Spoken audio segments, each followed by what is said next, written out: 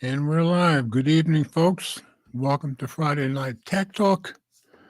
I'm Mobile Geezer, which you're probably aware of if you're watching me on YouTube. But if you're watching me from either of my Facebook IDs, then you might not have known that. But you can follow me on YouTube or Facebook, simulcast on all three. My Facebook IDs are either Mobile Geezer or George Hayes. You'll find me. And you can watch every week on any of the three. And yes, if you're new here, we do this every week. We have, I pick a few articles relating to tech, and I figure if you're a tech head like me, you might be interested. And I figure you probably are because you probably wouldn't be here otherwise. But I pick usually 6 or 7 articles to talk about. If there's a big event that week, I usually try to include that in the show notes. And while we're talking about show notes, let me share screen and show you the show notes for tonight's show on my website. So if you go over to mobilegeezer.wordpress.com, click on today's date, you'll get the show notes just for tonight's show. Oh, as I try to remember to say every week, if you're new here, please type something in the comments so we'll know you're there and let us know where you are from.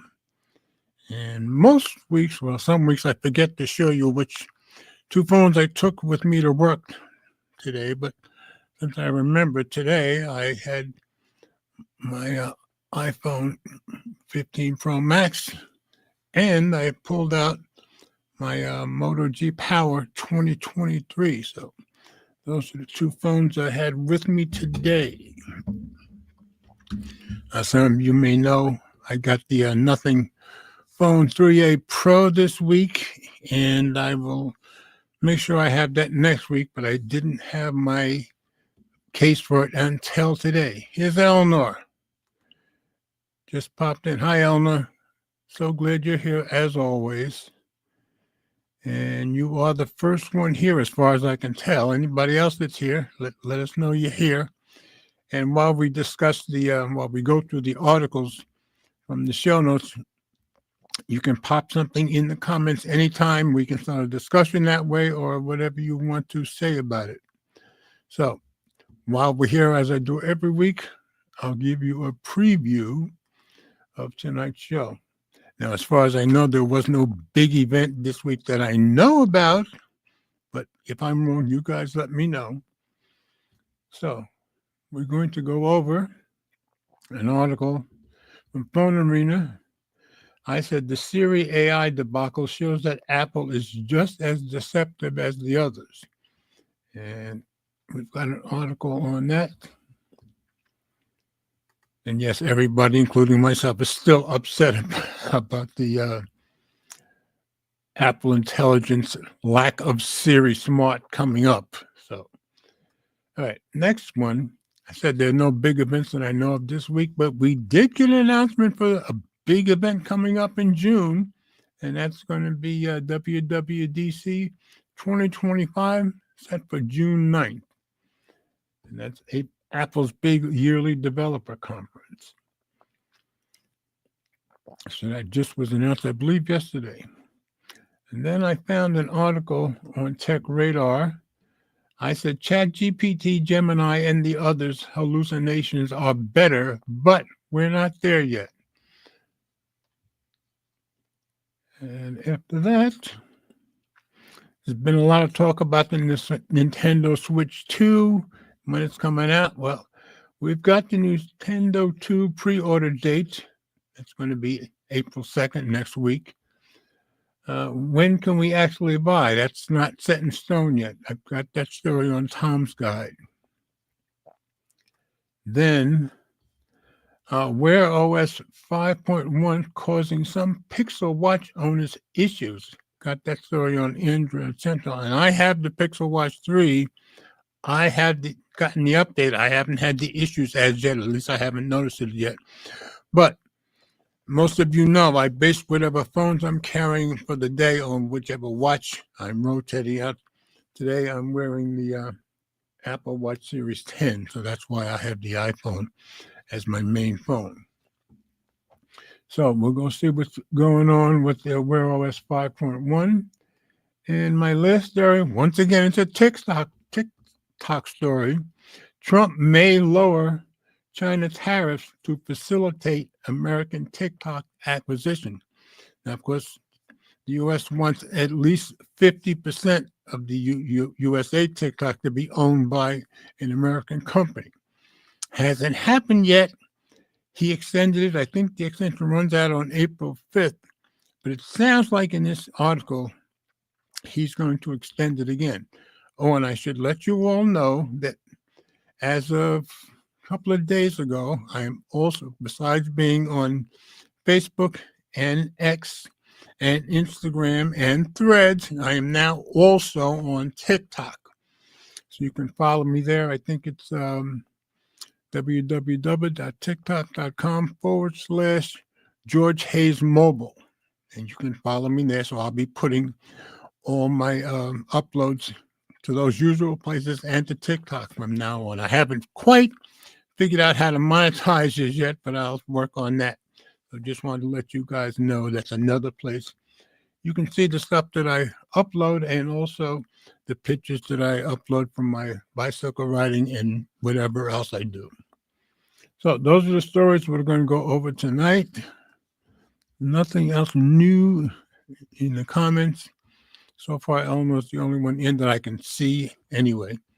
So we'll start going over the stories. If Ted comes in, I haven't spoken to him, but as you guys know, Ted is out in Dallas. They have much more light down there. His side gig is photography, so he may be out shooting pictures or shooting something. Who knows? But if he pops in, I'll let you guys know. It's always a better show when we have Ted here. And if by some miracle we get Will or Mike, I'll let you know about it. If it's just me, as usual, it'll be somewhat of a quicker night. So let's go to the first story. The Siri AI debacle shows that Apple is just as deceptive as the others. So let's click on Phone Arena. And this came out 2 days ago. How Apple's delayed smarter Siri reveals the hollow hype that is AI. Couldn't agree more. And that was written by Alexander Anastasov. I was amazed when I say it right. I think I said it right. So let's drop it into Reader View and get rid of these ads. When Apple introduced iOS 18, it placed tremendous focus on the new AI features as the next big step for the iPhone. Yes, they did. Then the company was quick to disappoint by stating that these features would be coming to the iPhone 16 lineup in batches of future updates. Oh, it also comes to the iPhone 15 Pro, so it should come to mine also. Among all the AI enhancements, the ones that promised to finally make Siri smarter were months away. Now, of course, they told us about this at last year's WWDC, but when they gave us the phone in September, they said the enhancements were still a few months away, especially the Siri enhancement. Well, we're still waiting. Among all the AI enhancements, the ones that were promised to finally make Siri smarter were months away. Well, here we are in March 2025, 9 months after the Apple Intelligence reveal, and instead of enjoying that smarter Siri, many users feel betrayed by the company. Why? Well, Apple basically lied. Yeah, and that's true. There's no other way to put it. Those futuristic Apple Intelligence features and the new Siri, they are not coming. The delay is indefinite and it could stretch to 2026. An Apple representative came out with an official statement which essentially read like an admission that all of their promises for said smarter Siri were untrue. Siri helps our users find what they need and get things done quickly, and in just the past 6 months, we've made Siri more conversational, introduced new features like Type to Siri and Product Knowledge, and added an integration with ChatGPT. We've also been working on a more personalized Siri, giving it more awareness of your personal context, as well as the ability to take action for you within and across your apps. It's going to take us longer than we thought, we've heard this before, to deliver on these features, and we anticipate rolling them out in the coming year, which could mean this year or even next year. I believe they've already fired the guy who was in charge of that, and they're bringing in somebody else. So,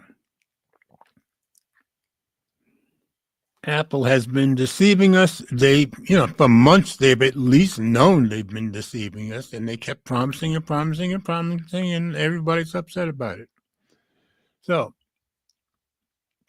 anyway, that's a very short article, but basically he's saying they lied about it. I told you, reported to you last week, they are being sued in California, so that suit is just getting started, and I perfectly agree with that suit. So that's story number one. Nothing else new in the comments, so we'll move on. This was the big announcement this week. WWDC 2025 set for June 9th, so that's on Tom's Guide.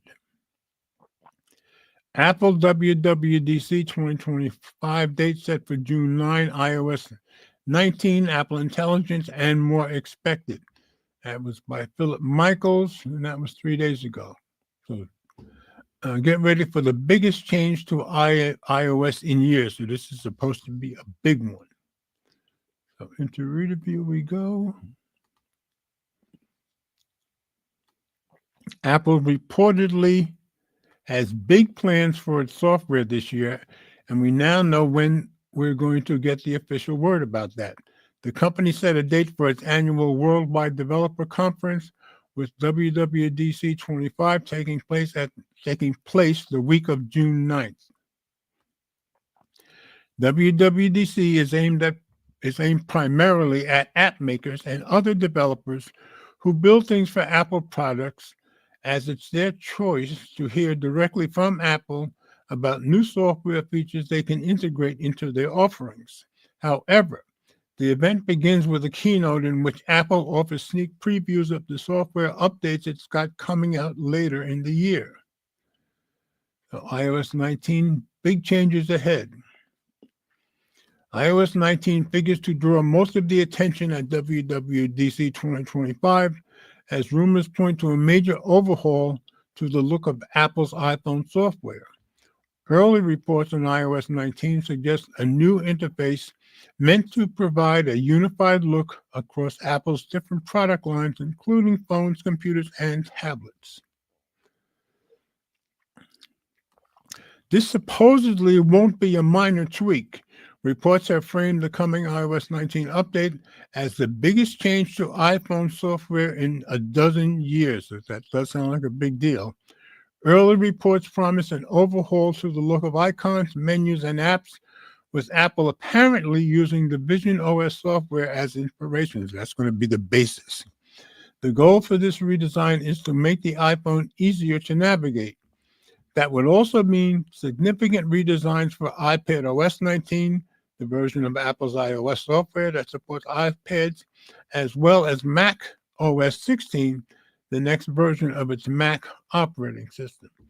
So I'll get that on my MacBook Air. Apple Intelligence upgrades, we hope. Yeah, you can't say more than that.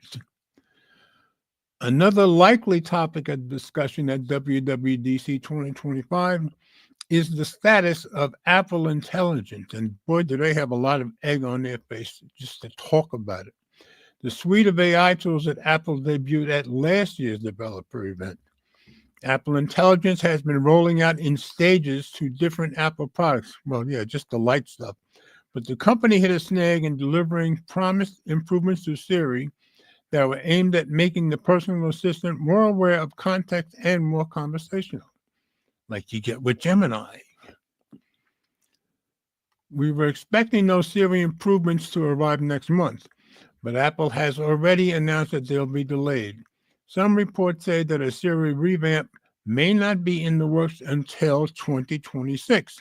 possibly as part of the subsequent updates to the software releases Apple is planning for later this year. So nobody knows really. Look for Apple to hopefully provide a roadmap for its Siri update plans during WWDC 2025. And I've been telling you guys for weeks, with my 34 years as a programmer or developer, I could see it was the programmers that were having the problem and who's ever directing them. So I'm guessing they probably got rid of the leader and probably most of the people under him, if not all. So anyway, I saw a video today that they're bringing in as over this development for Apple Intelligence, for Siri specifically, the guy who came up with the Apple Vision Pro. So you can't blame him for how it didn't sell, but he obviously did a good job. So they're hoping he can pull the Siri mess out, or pull Siri out of this mess. Apple's developer conference will take place around 2 weeks after Google I/O in 2025. The annual Google conference is expected to bring more news about Google's AI efforts, which they've done a lot better, as well as updates on its assorted software offerings. Other software updates. The same interface changes headed to the iPhone and iPad are likely coming to the Mac too, with macOS 16. We'll find out the extent of these changes, plus whatever California-themed nickname Apple picks for the successor to macOS Sequoia. There have been rumors of a touchscreen Mac arriving at some point, though that might not happen until 2027. Still, if the Mac is to get touchscreen controls, you'd expect to see some hint of that in a new version of Mac OS. Yeah, and as far as hardware, you never know what they're going to announce at WWDC because it's basically not a hardware event, even though they surprise us sometimes. Other software updates should be a part of WWDC 2025 as well. Watch OS likely won't be as affected by an interface changes as Apple's iOS, iPadOS, and macOS updates, but we would anticipate seeing watchOS 12 more health tracking features, which I will get on my Apple Watch Series 10. The Apple Watch 11, rumored to be in development, could add the ability to monitor blood pressure and blood glucose levels, with the watchOS update would have to support. But don't expect any Apple Watch 11 news prior to the fall, when the smartwatch would typically make its debut. Updates to tvOS and visionOS would also be in the cards, and we would expect those to happen at WWDC 2025 as well. Hardware announcements. The focus is usually on software at WWDC, though recent developer conferences have included hardware announcements. 2 years ago, WWDC 2023 brought us the first look at the Vision Pro headset, that's right, as well as MacBook Air, Mac Studio, and Mac Pro updates. Apple has already introduced a lot of hardware in 2025, including the MacBook Air M4, a new Mac Studio, and the iPad Air M3, not to mention the iPhone 16e. So you'd imagine things are pretty well set on the hardware front. That said, the Mac Pro is expected to get a refresh at some point, though that might not happen I guess they should say, though that might not happen until later in the year. Still, that's exactly the kind of announcement Apple would make at a developer conference where high-end desktops are tools of the trade. So that's an overview of what we might see at WWDC. So people always get excited about that. All right, nothing new in the comments. So we will continue. Like I said, it's going to be a quick night if it's just me. All right. ChatGPT, Gemini, and the others' hallucinations are better, but we're not there yet. So this story I found on Tech Radar. Came out 4 days ago by Lance Ulanoff, who's one of their really terrific writers. Hallucinations are dropping in ChatGPT, but that's not the end of our AI problems. Does AI even know you?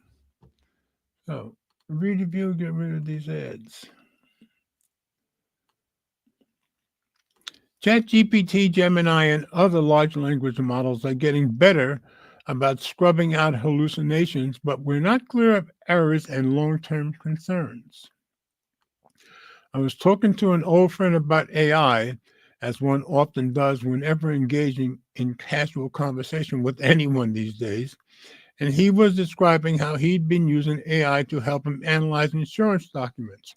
Basically, he was feeding almost a dozen documents into the system to summarize or maybe a pair of lengthy policies to compare changes.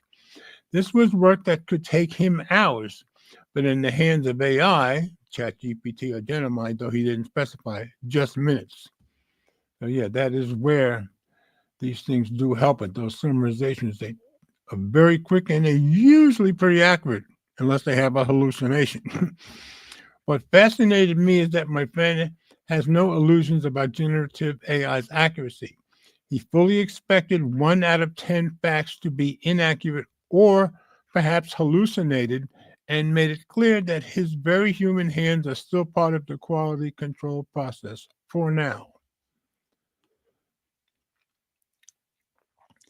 The next thing he said surprised me, not because it isn't true, but because he acknowledged it. Eventually, AI won't hallucinate. It won't make a mistake. That's the trajectory, and we should prepare for it.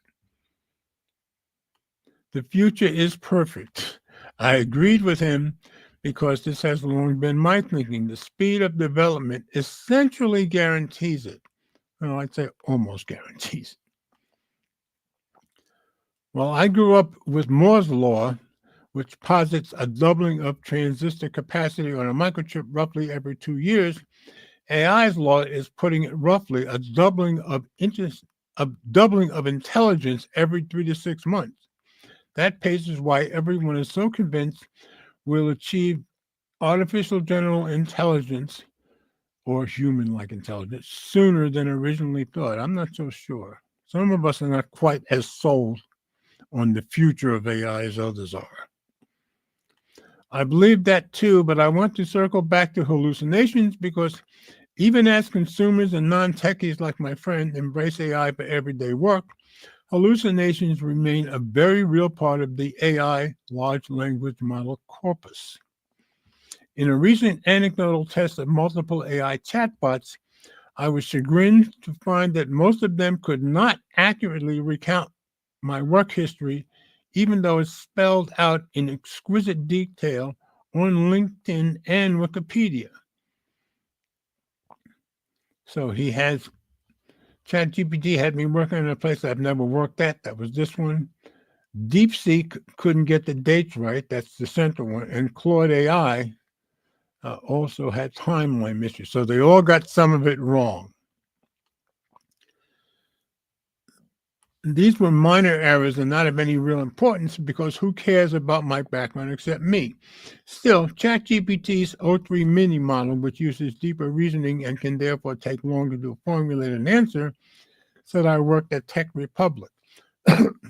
That's close to Tech Radar, but no cigar. DeepSeek, the Chinese AI chatbot, WonderCon, had me working at Mashable years after I left. It also confused my PC Mag history. So these things still make mistakes. Google Gemini smartly kept the details scant, but got all of them right. So I guess if you don't try to go with too much depth, you got a better shot at getting it right. ChatGPT's 4.0 model took a similar pared down approach and achieved 100% accuracy. So again, less depth, I guess, means more accuracy. Claude AI lost the thread of my timeline and still had me working at Mashable. It warns that its data is out of date, but I did not think it was 8 years out of date. So it's been a while since it's been at Mashable. I ran some polls on social media about the level of hallucination most people expect to see on today's AI platforms. On Threads, 25% think AI hallucinates 25% of the time. On X, 40% think it's 30% of the time.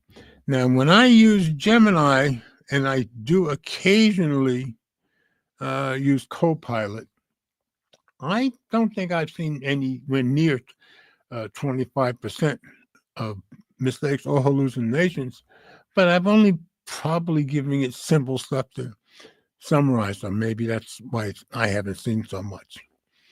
However, I also received comments reminding me that the accuracy depends on the quality of the prompt, that's true, and topic areas. Information that doesn't have much of an online footprint is sure to lead to hallucinations. One person warned me. That's true. If it can't go out and find the answers, then it's going to be harder for it to come up with a good result.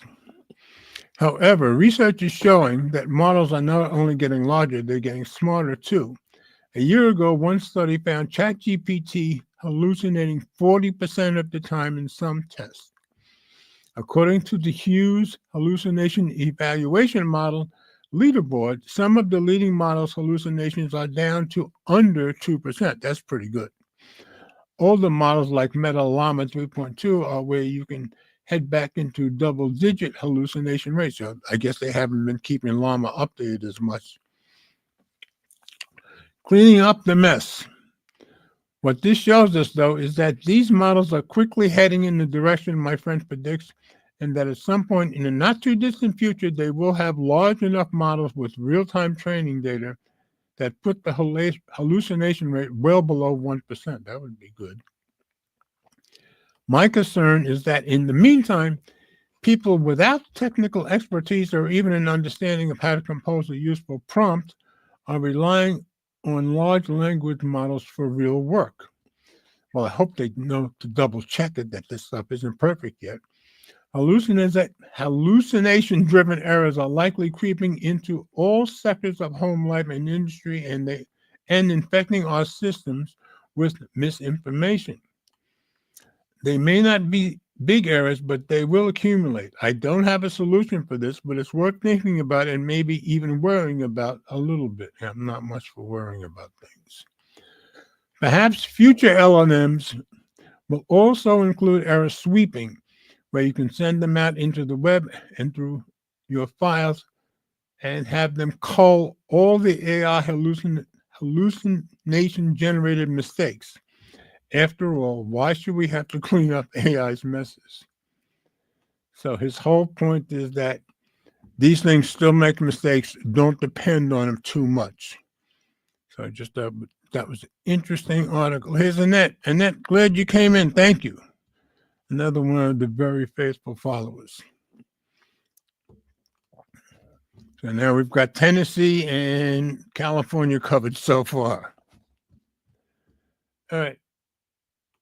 Next story. Yeah, nothing else new in the comments. We've got the Nintendo 2 pre-order date.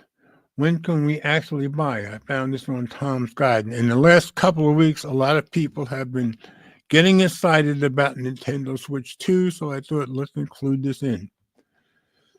This came out 3 days ago, written by Rory Mellon. Nintendo Switch 2 pre-order date just tipped. Here's when you might be able to buy. A trusted restock tracker believes Switch 2 pre-orders will start next week.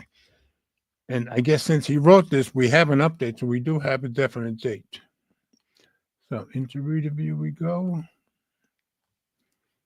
Yeah, there's an update right at the top here. And this is from yesterday. Best Buy Canada has confirmed that Nintendo Switch 2 pre-orders will begin on Wednesday, April 2nd. So that's next Wednesday. It's time to get ready to lock in your order, as you've got less than a week till pre-orders begin. Interest in the Nintendo Switch 2 continues to skyrocket as we approach the upcoming Nintendo Direct presentation dedicated to the console. The showcase is scheduled for next week, and it's expected to be where Nintendo reveals Switch 2 pre-order details. So one will follow the other, I believe. That's what we'll find in this article. Or at least it should be where we get information on Nintendo Switch 2 pre-orders, according to the Shortcuts Matt Sweeter. Sweeter is one of the internet's biggest restock trackers, having helped thousands of gamers secure hard-to-buy products, including PS5. Yeah, that was the last time. That was very hard to get. Xbox, Series X, PlayStation Portal, and the PlayStation 30th Anniversary Collection.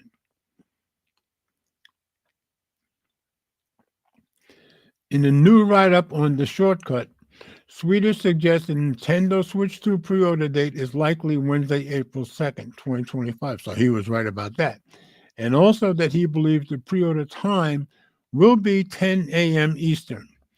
Sweeter speculates that at this time, Walmart, Amazon, Best Buy, GameStop, and Target will all begin taking pre-orders of the Nintendo Switch 2 console. Now, I have the original Nintendo Switch. So I'm not going to be ordering, but if any of you are excited about it, be ready to order from one of these. Sweeter's logic for this pre-order date and time is fairly simple and certainly seems rational. Nintendo will be holding the aforementioned Nintendo Direct presentation on April 2nd at 9 a.m.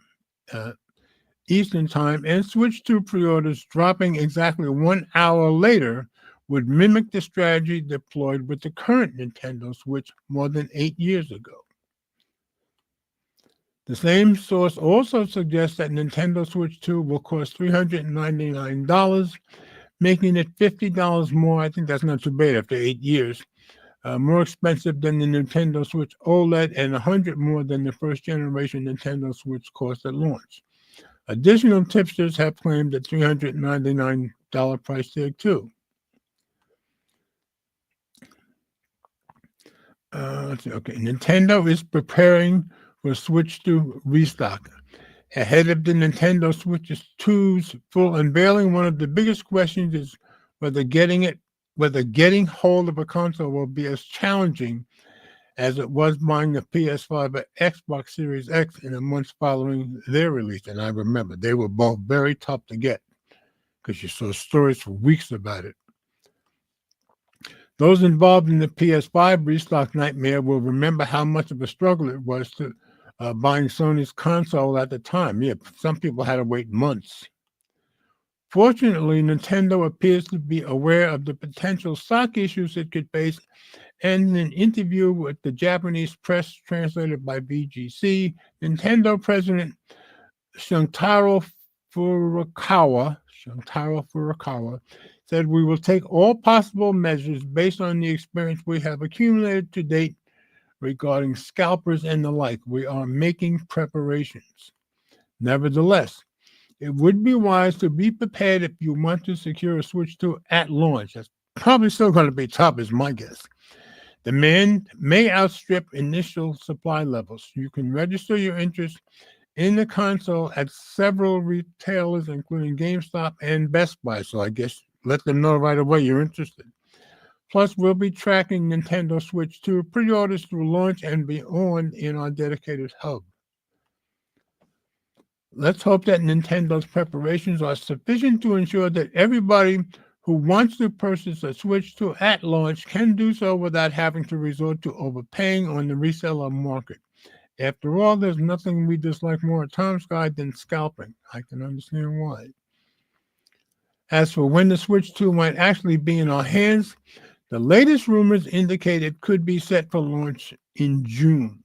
This report comes by way of Tom Henderson of Insider Gaming and would certainly make logical sense if the console is made available for pre-order next week. However, this supposed release month is also unconfirmed. So don't go booking your time off work to play Switch 2 at launch just quite yet. For now, all we can do is wait for the upcoming Nintendo Direct and see if all these rumors, leaks, and speculations turn out to be accurate. So the Nintendo Direct presentation is next Wednesday at 9 a.m. And I gather an hour later, you'll have the Switch 2 pre-orders up. So for anybody who's excited about that, I thought that was a good story to let you guys know about. All right, nothing else new in the comments. Let me take a quick sip of my green tea.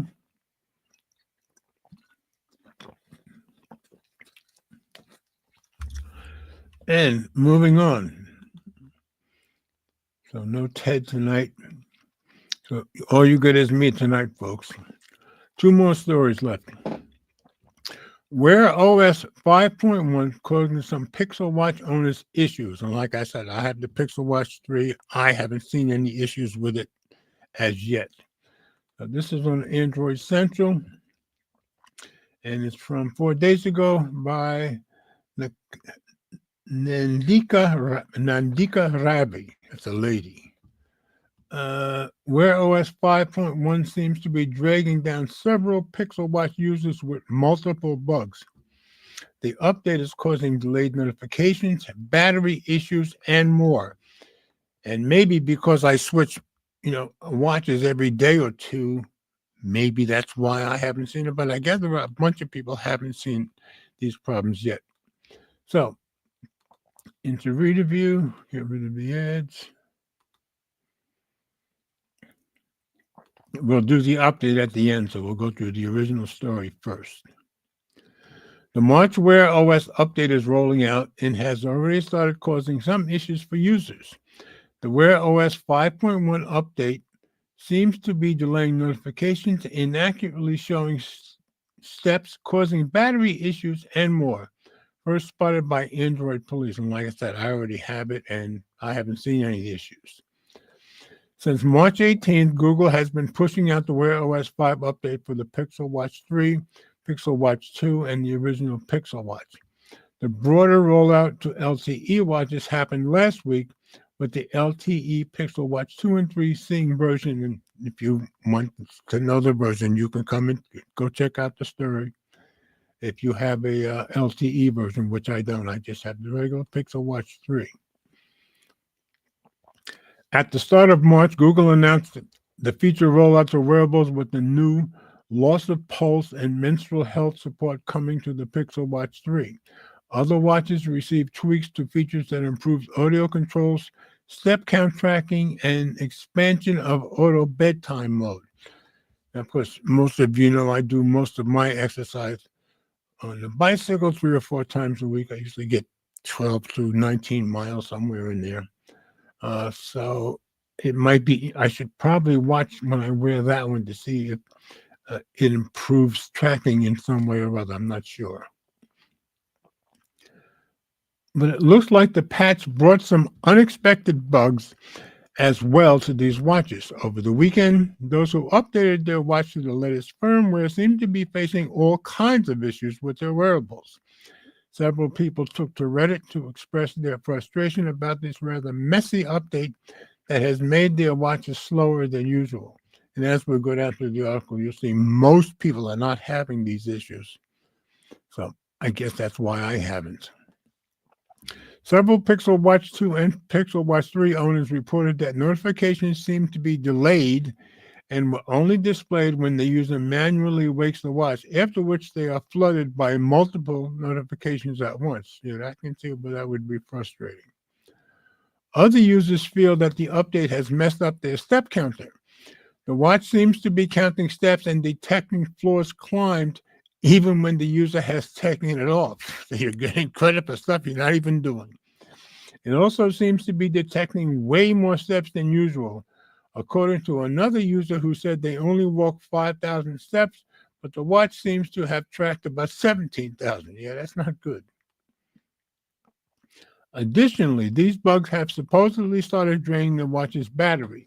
The publication added that some users have been dealing with the watch crashing when all they did was try to change or edit a watch face's complications or colors. But now users on the same Reddit thread seem to have come up with a workaround to solve the issue. They said factory resetting the watch seems to be solving some of these issues. That's sad that factory resetting is only solving some of the issues. While some, while some feel that simply restarting the watch does the job, but only temporarily. Yeah, I can see where this would be very frustrating. Pardon me. On the other hand, some users thanked the Google gods as they didn't face any of the above issues with the new update. Like I said, I haven't. For now, Google hasn't officially acknowledged the issue. However, Android Central has reached out to the company and will update this article once we have more information. And they do, and let's go take a look at the update.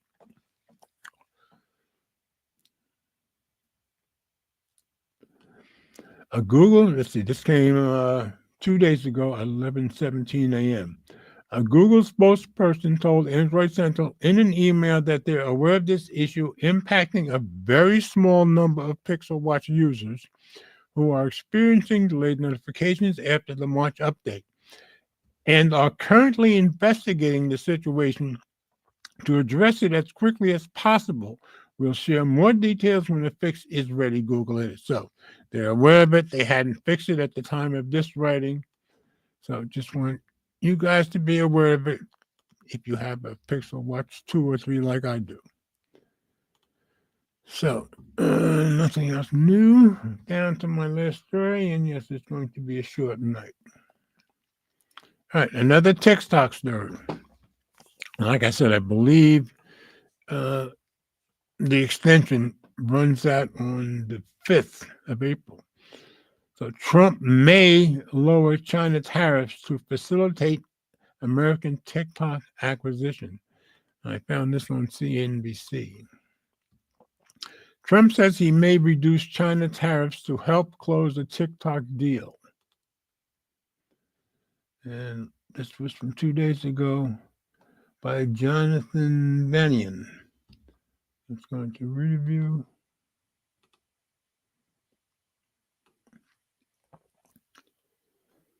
President Donald Trump said he may reduce tariffs on China to facilitate a deal that would result in ByteDance selling the U.S. operations of TikTok. China is going to have to play a role in approving a TikTok-related divestiture, Trump said in a press conference Wednesday. Maybe I'll give them a little reduction in tariffs or something to get it done, Trump said. TikTok is big, but at every point, tariffs is worth more than TikTok. Although a national security law requires ByteDance to divest TikTok's U.S. operations or face an effective ban in the country, Trump in January signed an executive order that delayed the deadline for a deal to April 5th. Trump has previously said that he wants the U.S. to maintain a 50% ownership position in TikTok via a joint venture. It is possible he will extend the TikTok deadline again, Trump said Wednesday, which is good, especially since I just joined TikTok. We're going to have a form of a deal, but if it's not finished, it's not a big deal, Trump said. We'll just extend it. So it sounds like he's definitely going to. Now, Vance thinks it'll be done before that. Vice President J.D. Vance told NBC News earlier this month that he was confident that a TikTok-related deal would happen by the April deadline. Well, let's see if he's right. There will almost certainly be a high-level agreement that I think satisfies our national security concerns, allows there to be a distinct American TikTok enterprise, Vance said. So that's it, folks. A lot of people, a lot of Americans are doing TikTok for business. Hopefully, I'll find out how to monetize it myself.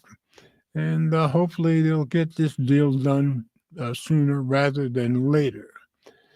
And of course, I always leave, for anybody who's new, I always leave this spot open. I like to say open discussion if anybody wants to put anything in the comments about any of the stories we've gone over or anything else, that's fine. So I always try to give it a minute or 30 seconds, whatever, give people a chance to put anything they want into the comments, maybe start a discussion, maybe not. Normally it doesn't happen. The most discussion we usually have going here is especially when Brian's here, and Brian's been very busy lately, and he wasn't in here tonight, but he's the one who usually keeps the discussions going pretty well. So, since it doesn't look like anybody else has anything else to say, I'm going to wrap it up, folks. Thanks to anybody else who's been here tonight. Thanks to Eleanor and Annette, especially for being here. And I always appreciate all you guys being here. Appreciate you being so faithful and following us every Friday. I will be back next Friday with some more stories and more to discuss if you guys want to. So let's hope everybody has a very blessed weekend. Don't forget, you can also follow me on TikTok and all the other places. So, as always, I'm thinking like I'm ending a video. I was about to say comments welcome. And that you have a great weekend too. What I wanted to say was let's remember we all do better when we love each other. See you next week, folks.